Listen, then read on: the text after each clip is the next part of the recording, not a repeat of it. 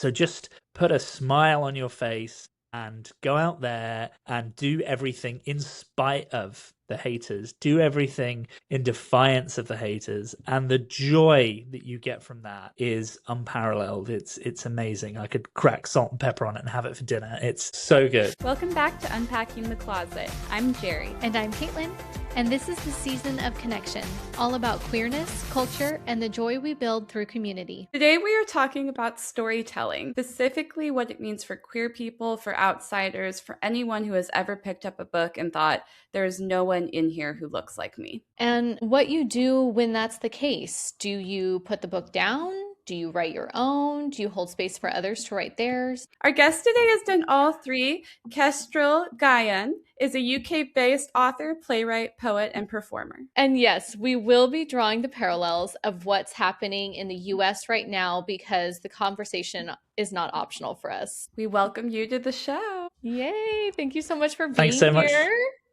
It's such a pleasure. Thanks so much for having me. Yeah. So our first kind of questions really kind of start with like, where did your relationship with storytelling begin? So, let's start at the beginning. You've described yourself as someone who has written poetry since you were 6 years old. What were you reaching for when you started writing? I think there are two reasons that I write, and always have, really. They're either to try and make sense of the world, to try and sort of process what's going on in the world around me, or to try and put something into the world, like tell a story.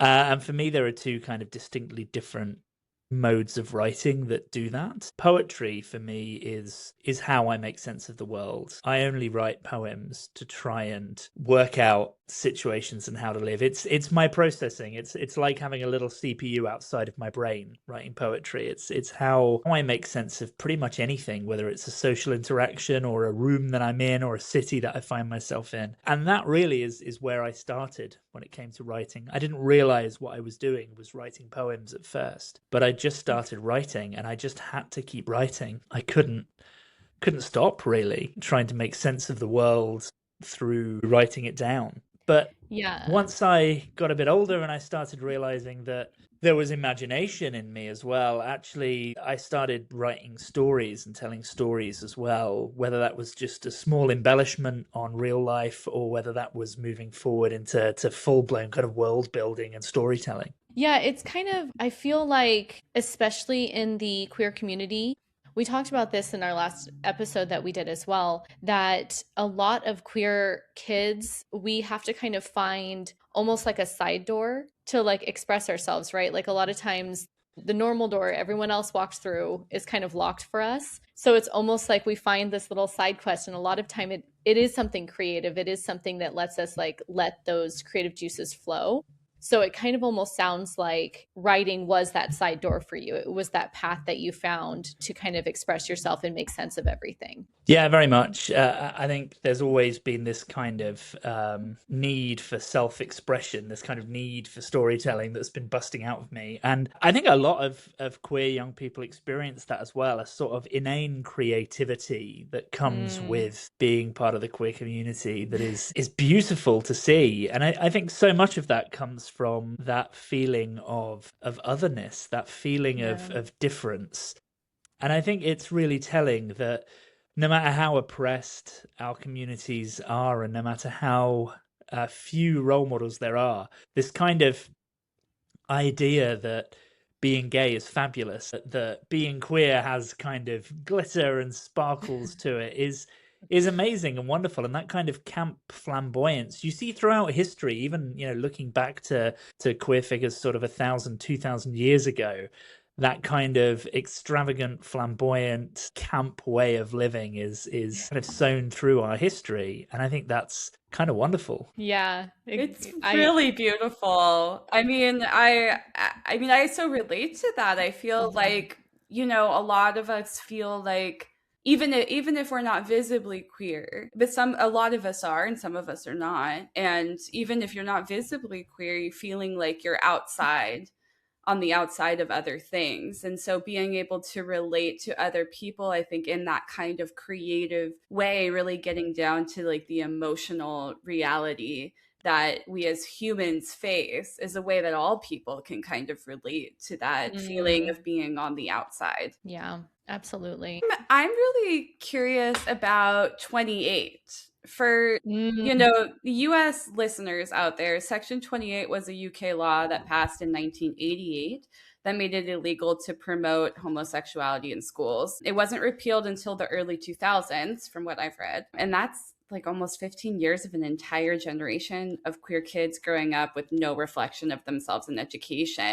So what made you want to create this anthology? So Section 28 was such an interesting law because it related to not just schools, but it related to youth groups, churches, doctors' offices, basically anywhere that had anything to do with young people. And the law talked about homosexuality and homosexual style relationships. So it covered everything from the lesbians, the gay community, bisexuals, right through to the burgeoning sort of trans community at the time. And essentially it silenced not just campaigners and the community, but it meant nobody wanted to report on it. Nobody wanted to create characters. Nobody wanted to put stories in the news. Nobody wanted to admit to being part of that community, and certainly you couldn't ask about it in school. So I grew up during that era, and I remember asking one of my teachers at school after a sex education lesson, and I asked my teacher sort of quietly in the corridor afterwards, I said, and what about relationships between people of the same sex? And she just said, I can't answer that question. And I remember saying, why not? And she said, oh, I'll lose my job. That was one of the nicer responses. I mean, many teachers saw it as a pass to be outright homophobic, to use homophobic language and rhetoric in classrooms, to kind of espouse their own personal views that were very sort of anti-queer at the time. And it also meant that bullying went unchecked. So any kind of homophobic bullying in school, nobody wanted to confront it. So it just ran riot. And like you said, this law was in place from 1988 right through to 2003 when it was finally repealed. 28, the book, came out 20 years after that in 2023 to mark the 20th anniversary of the repeal. Oh, wow. And I think the reason it felt so important was that Section 28 had a really long shadow. So the law was repealed in 2003, but all that happened was that the law was repealed. There was no new guidance issued to schools. There was no new training for schools. And so while it suddenly wasn't illegal, schools weren't really told what to do with that, how to change, how they should be behaving instead. And so in effect, the law continued. And it's been very, very, very slow to defrost. And still to this day, the long shadow of Section 28 can be felt in certain schools. There are some schools that are brilliant and have really gone the extra mile and tried to embrace things, and others that haven't. And there's no national standard for that at all. So that law that passed had such a chilling effect for such a long period of time throughout my education and the education of people who are significantly younger than me, but also on the gay teachers at the time and gay doctors and school administrators. And it just drove such a wedge and made a whole community of people so silenced and inaccessible.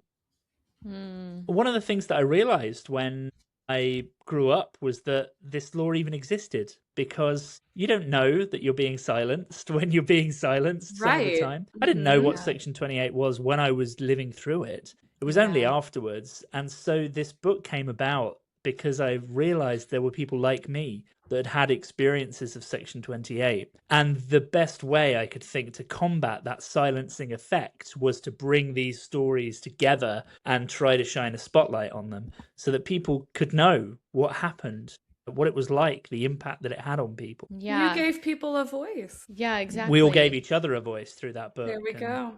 Very pleased that it's out there and for 3 years now. It's been 3 years since it's been published. I still get emails from people who are citing it in a paper for something they're studying or who've read it and it's made an impact on them. So it's really nice that I get to hear of the positive impact that it's having on people. I'm curious because as somebody who, obviously I'm part of the queer community, right? But also I felt erased in different ways. I have a chronic illness that I didn't know that I had. And so a lot of times it was like anytime I was sick, people kind of wrote that off or thought that I was faking. So there's a lot of different ways. So I completely understand what it's like to feel very erased as who you are. And it becomes very internal. You carry that with you. It really like shapes who you are as you grow up, especially when it happens when you're a kid. So I'm very curious as to what kind of stories you heard from your actual contributors while you were working on Section 28, and then how that affected them throughout their lives. I think it affected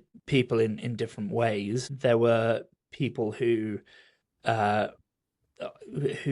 of had these intersecting marginalizations where there were real differences in the way that the law impacted them. There were differences between whether someone was in a more rural area or in a more urban area. There were differences between the different nations within the UK as well. So people in Scotland, Wales, and Northern Ireland had different experiences to people in England. And really interesting that through all of those differences, there were so many similar threads. This loss of identity, this lack of kind of role modeling, the idea that support was actively hostile and kind of withdrawn from people when they wanted or needed it. Those were real common threads between things. But ultimately, it was the loneliness and the self-doubt that really shone through in such a sad way. So many people grow up feeling so lonely that they were the only one like them, that they didn't have any ability to meet people or have friends like them. And that is obviously so incorrect, but that's the effect that law had.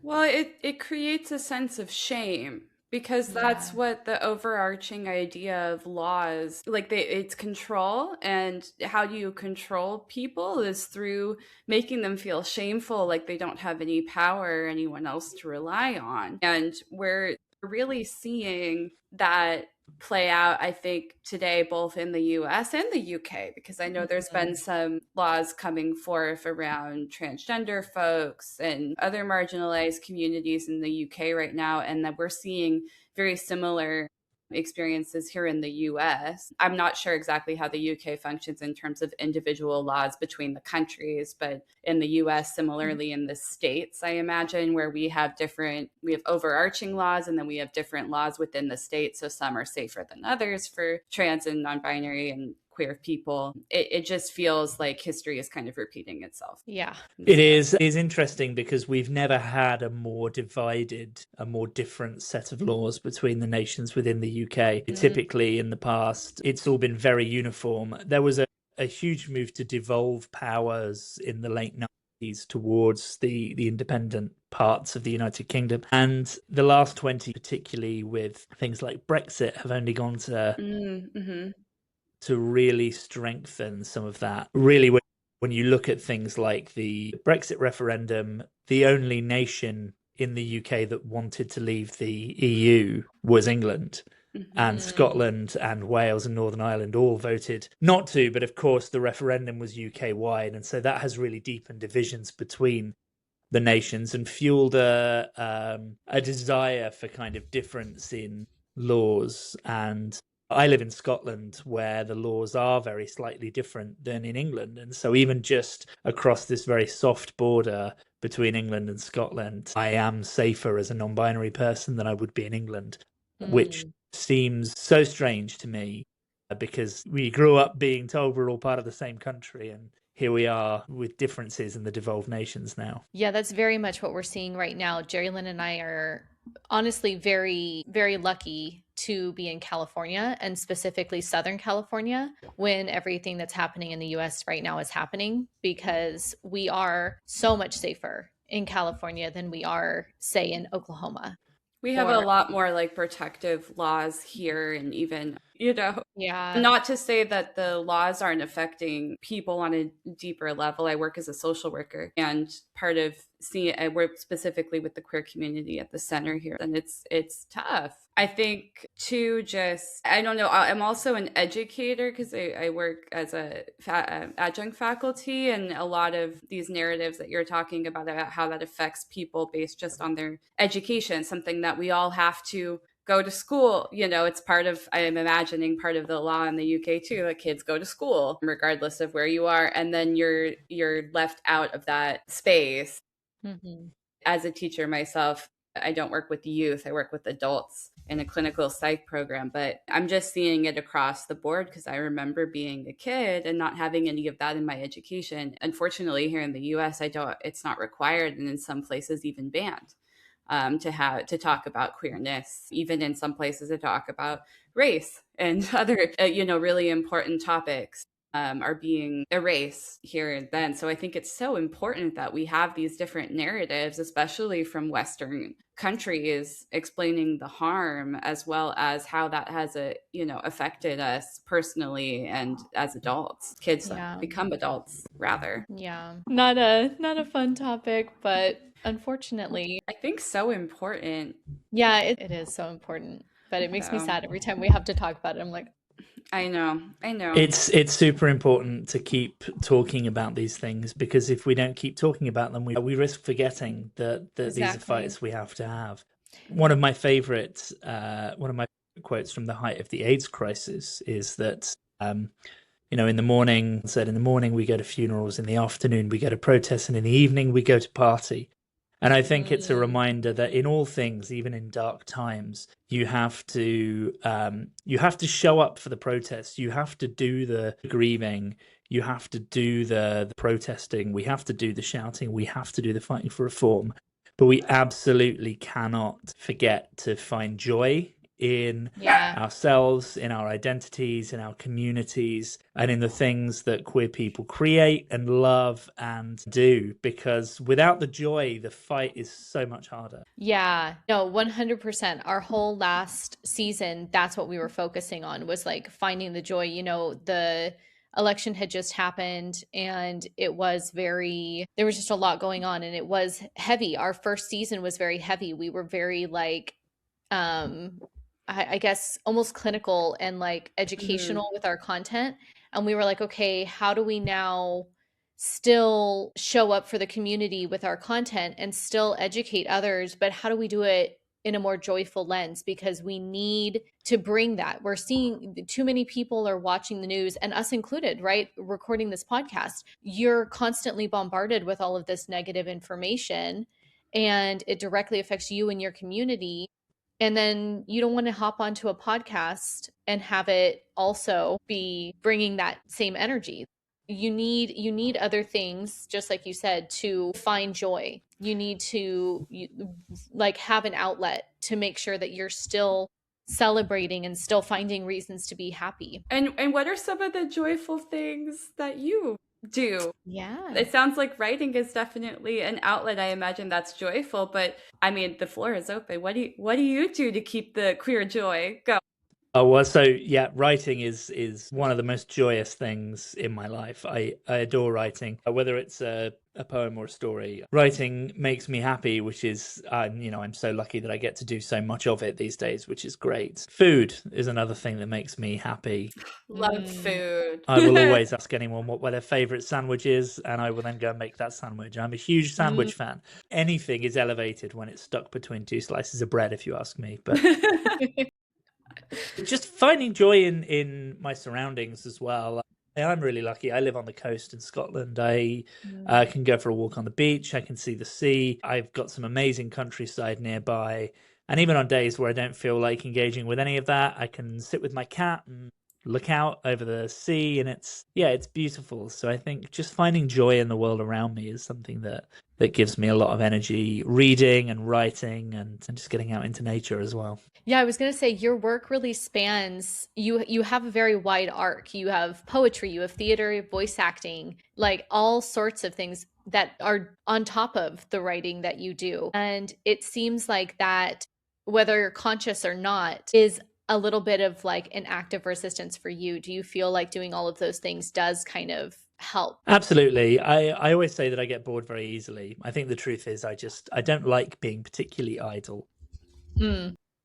And I think that comes down to, that comes down to those roots of, so much of my upbringing was being told I couldn't do something. I couldn't be what I wanted to be. I couldn't, love who I wanted to love. I couldn't exist in the ways that I wanted to exist. And so now I act in defiance of all of that, and I do everything that I want to. I also feel like LGBTQ plus people have a little bit of what I like to call gay audacity in a way that so many other people don't. And it's like, well, I already grew up queer. How hard could this thing be? And then you're just like, yeah, sure, I'll fly a plane. Whatever. I'll like cook a Michelin star meal. We just have this kind of, wow, how hard, I'm already gay. How much harder could this be? Kind of thing. That's so true. Which I love. And so I do end up kind of thinking, sure, I'll write a novel. How hard could that be? Sure, I'll do voice acting. And so much of that has driven me. I think I like saying yes to doing things, to trying things, to opportunities. This life that I have is so hard fought. Why would I say no to experiences that come my way? Unless it involves horror movies or extreme heights, I'm pretty much up for anything.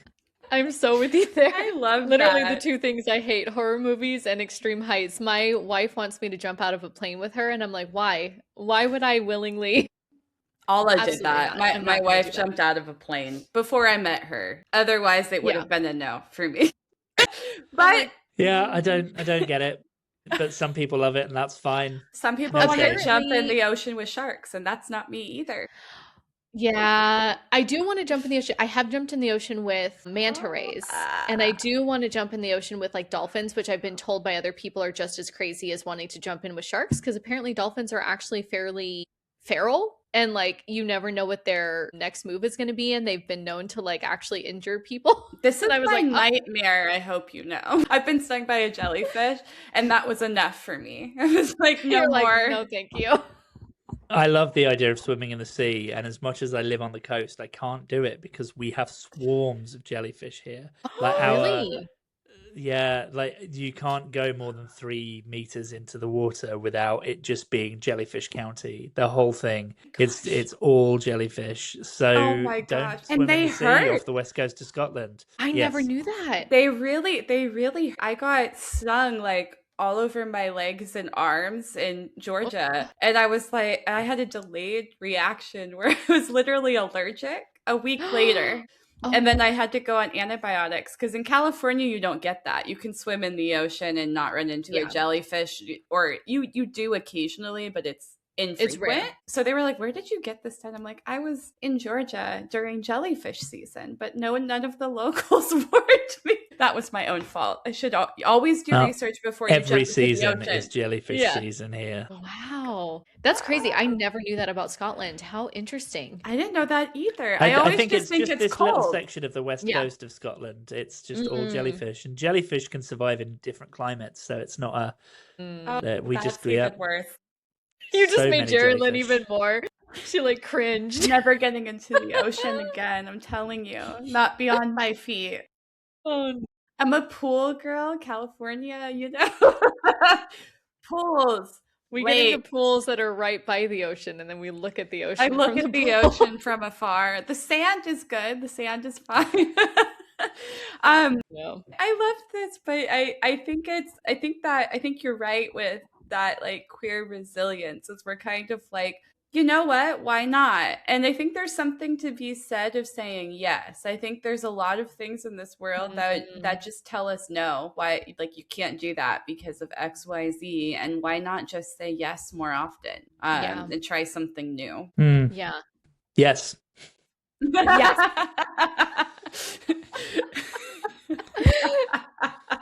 There we go. Just like that. I'm curious, was there a book, a film, a character, a song, or something where you felt truly seen? And what did it give you that real life didn't? So growing up or at any point? At any point. Maybe both. Childhood and now, maybe. So when I was growing up, I read a book called A Kestral for a Knave by Barry Hines, and it was turned into a film by British director Ken Loach. There's a character in this book that is essentially a bit of a loner. It's not explicitly stated that he's queer, but I certainly felt a lot of queer solidarity with the young person in the story. He was definitely othered. He grew up on a kind of poor, what we would call council estate, just kind of equivalent to a trailer park in the US, I guess. I had a very similar upbringing, so I could relate. Grew up very poor. I grew up on a council estate in these kind of prefabricated buildings, and I was the queer kid. I was the kind of othered kid. I was the kid that was told that they'd never amount to anything, that they weren't going to get good grades, they weren't going to make anything of their life. The character in this book was like that too, and everyone wrote him off.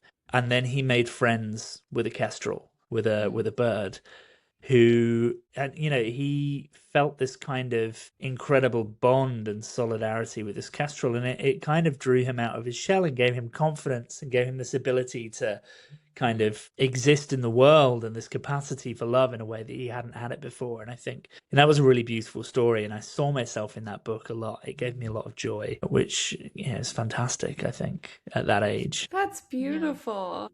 I loved that. I'll have to look up the story or the movie even. That sounds so cool. I would love There's a lot of British slang in it, but I'm sure that you can find some translations online. Oh yeah. I bet what is it? Cockney slang? Cockney something, right? Well, no, it's based in the north of England, so it will all be north of England slang and Yorkshire accents. And don't worry, I've got that. My ex is from Northern England, so I've got the reference. I've actually been up as far as Hull. I haven't been to Scotland yet, but that Scotland's on my list for sure. Hull's fantastic. Great ice cream shops in Hull. They have really good fish and chips too, actually. I mean, everywhere has good fish and chips. That's fair. In the US, we don't have we have like some British places around that do it pretty good, but nothing beats over there. Well, I lived in the US a couple of times for a couple of brief stints, and I never found good. Like every time I went to a place that was like, oh yeah, we're a British pub or whatever. It was like why was I there? Like there was no point to me being there. I might as well just wait till I get home and experience American food instead. Where in the US did you live? I spent a brief time in California and a bit of time in Washington State as well. I've got family up in Washington too, so I've been up there quite a bit. The weather difference in Bellevue. Crazy. Oh yeah, I have some friends that live in Bellevue actually. Yeah, well, Bellevue was basically like London weather-wise. Oh, okay. But I was down in San Francisco for a bit, which, thanks to the basin that it's in, was also pretty much like London weather-wise. I didn't get any of the really nice California weather, unfortunately. Oh gosh, yeah, San Francisco's really windy. It's like it's basically where you wear a windbreaker 24/7. But I spent a bit of time in sort of, I traveled and saw some sites, so I got to see LA and San Jose and places that were warmer, which was nice. Yeah. So I'm curious to know, obviously, as a writer, I feel like stories are never finished, right? Your brain is kind of constantly on and never off. So I'm curious if there are any voices in like stories that you've consumed that you still feel like are missing, like you're still missing a voice. And is there one in particular that you're either currently working on or still kind of mulling over in your head, a story that is inside of you that you still feel like hasn't been told? There are hundreds of stories inside me that haven't been told yet. And that's reassuring to me, because it means I've got plenty of material for the next, 70 or 80 years, which is quite nice. And if I don't live to be at least 1,000, I'll be sad, because I've got lots of stories to tell. I am kind of in the middle of telling a story, though, in many parts, which is really nice. So for the first time, I've released the first part of a story, and I'm now kind of working on parts 2 and 3. So just a few weeks ago, my latest novel, The Boy from Elsewhere, came out, which is young adult fiction, but it's very accessible for adults as well. It's kind of aimed at anyone who likes to read books that are fairly easy to digest. So be that 14-year-olds or 40-year-olds who enjoy a book that isn't going to punish them for wanting to put it down for 5 minutes. And that's book one in a series where there are 3 currently planned, or at least 3 that I'm contracted for, so I actually get to release. It's set in a wider universe that I have had thoughts about for a while, where there are kind of 2 worlds where everything is kind of flipped and a little bit opposite. So all the things in this world that are quite hateful or hurtful are great in this other world, but conversely all of the things that are great in this world are not good in that world. And so it's all about that kind of trade-off.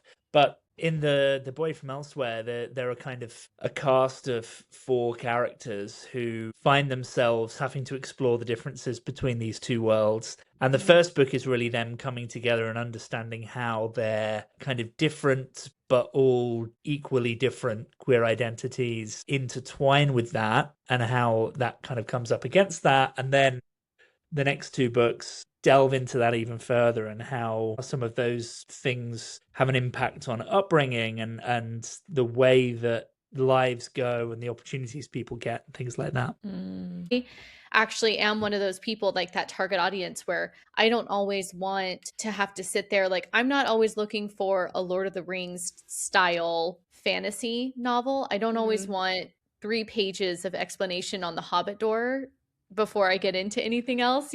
Sometimes it's just like, I just want a book that I can fall into and really, from the get-go, connect with everything, and it just consumes you, right? And you can just read page after page. Sometimes that's what I'm really looking for. Yeah, I'm really excited to pick this book up. I don't know why it's taking so long to get to me, but I'm excited. Shipping. I know. Yeah. So well, yeah, I mean, I'm really pleased that the book is available for sale in the US, but I think it just takes longer for everything to arrive. But yes, I mean, obviously it's available in Barnes & Noble and Amazon US and various other US bookshops, I think, as well. And the reaction to the book so far has been incredible. I mean, I've been so humbled to see people's reactions. Amusingly, I've had maybe 1 or 2 a week. I've had people send messages on social media and things that just are like, how dare you end this book on a cliffhanger? Like, I can't believe you did that. Like, when's the next one? I want it now. And that's been really nice, because That's never a sign of a good story. Never written anything before where people are like, seriously, you ended it there? I hate this. Give me more. But yeah, it's been really fun. And I think reading reviews from people that really understand where I was coming from with the characters and the world building, and I like to try and reward readers. I didn't want to spoon feed this world to people. I like kind of hinting at it and letting people's imaginations take it to the places that it needs to go. So it's definitely a book that rewards the reader, but it's also a book that doesn't punish the reader for needing to go at their own pace. As a writer, I like to try and meet readers where they are rather than make unreasonable demands. And don't get me wrong, there's a place in the world for Tolkien. There's a place in the world for epic kind of 4,000-page books about trees, but that's not my writing style. Okay, you've convinced me. I'm gonna order it this week. Yeah, I really try to push through Tolkien, because I really do enjoy like the movies, and so I'm really determined to read those books. But yes, sometimes there's a place for that. Sometimes I need something else. And here's me. I just can't always. I think, watching the movies rather than reading the books is totally fine as well. It bugs me that whenever there's a film made of a book, people go, oh, it's not as good as the book. Well, you have to read the book first. And actually, it's all just different ways of telling the story. It's all storytelling in different forms. And actually, different people vibe with different ways of telling stories, and that's okay. The Hitchhiker's Guide to the Galaxy is a great example, right? I love those books. They started out as a radio play, then they were books. Then they were a TV series. Then they were a film. Then there were more books. And it's all just different ways of telling the same story. And some of them have slight differences. They all have the same core. But it's just such a great story for people to engage in whatever way makes sense for them. Mm-hmm. And all that to say, if Netflix is interested in a cool kind of queer sci-fi fantasy story, I would be very happy to look at telling the Boy from Elsewhere from that angle as well. Hey, Netflix. That'd be great. I'd love that. Yeah, because you guys have a big Netflix like production in the UK now. It's very, I feel like a lot of our shows are starting to come from the UK area, and a lot of the work is being done there. So I'm just saying, I'm with you. I think Netflix should 100% pick this up. Well, the UK Netflix. has been such a huge filmmaking nation for Mhm. more than 100 years. So many movie studios in this country, so many films. I mean, half of the Marvel movies are shot in the UK, Yes. and a lot in Glasgow. Actually, interestingly, Glasgow, which is only about 20 minutes from me, is where they're shooting the newest Spider-Man film currently, because it is the most New York-like city in England. Well, in the UK, it's not in England; it's in Scotland. But That's so rad. Glasgow's Yeah. on my yeah, list to visit, but only because I'm a big fan of lip service. It's basically the L word in Glasgow from like forever ago. I was recently rewatching that with a friend, and she was like, "I've never seen this." I'm like, "You should. It's Glasgow's a good." beautiful city. It has some fantastic restaurants, great theatre, really nice parks and places to be. You could also just go to a pub, get absolutely wasted, and get a munchie box on the way home, which is fine too. There you go. What's a munchie box? Well, so I only found this out recently on moving to Scotland, because it's definitely a Scottish thing. We don't have them in England, but a munchie box is basically a pizza box filled with stuff from a particular restaurant. So you'll get a Okay. munchie box and it will have chips, so fries. It'll have various different pakoras in there, like loads of fried things, onion rings, a couple of slices of pizza crunch, which is basically deep fried pizza. It's all of these kind of fried Scottish things just in a pizza box, and you just take it home and gorge on it. Well, that That sounds sounds so amazing. good. I'm gonna get off It's here not a and be like, how do I holiday recreate to this? watch a figure on, trust me. You know what? I That's mean, it okay. sounds like you sit down with a good book or movie with that, and you're all set to go. Yeah. Oh yeah, That sounds that'll so last good. you and three other people the whole of the movie, and you've still got munchie box left over. But yeah, it's incredible. Amazing.